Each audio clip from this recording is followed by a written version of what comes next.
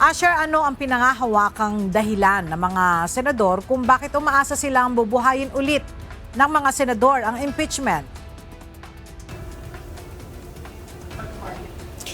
Inaasahan ni or gagalangin ng mga senador ang ang final ruling ng Supreme Court kaugnay nga ng motion for reconsideration ng House of Representatives sa impeachment case laban kay Vice President Sara Duterte. Ito ang inaasahan ni Senador Panfilo Ping Lacson matapos kang i-archive ng Senado ang articles of impeachment at habang nakabinbin ang MR ng House sa Kamara or sa Supreme Court.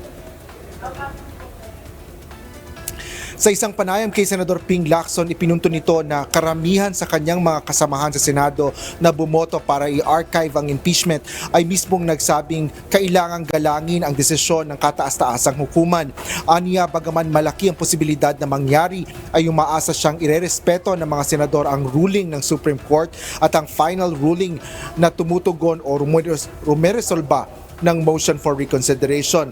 Dahil kung mananatili pa rin anya ang kanilang boto sa kabila ng sakaling mabaliktad ang SC ruling, igigiit niya ang kanilang explanation of vote na respetuhin at igalang ang ruling ng Korte Suprema. Sa isang panayam, sinabi rin ni House Prosecution Panel spokesperson Attorney Antonio Bucoy na ang constitutional crisis ay magsisimula sa panig ng Senado at hindi sa Kamara.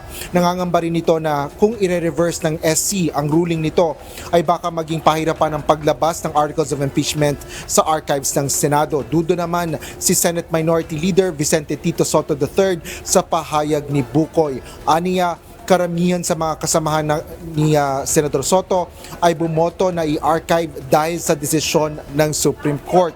Kaya kung baliktarin anya ng Korte Suprema ang desisyon nito, ay lohikal na at makatwiran lang na tugunan ng mga senador ang impeachment o kung hindi ay nagsisinungaling sila na pinagdududahan niya na ganoon nga. Patuloy pa rin nating hinihintay ang tugon ng iba pang mga senador kaugnay nito at inaasahan natin na magsasalita pa at magbibigay ng panayam ang ilan sa kanila ngayong araw. Yan ang latest dito sa Senado. Balik sa iyo, Ella. Maraming salamat, Asher Cadapan Jr.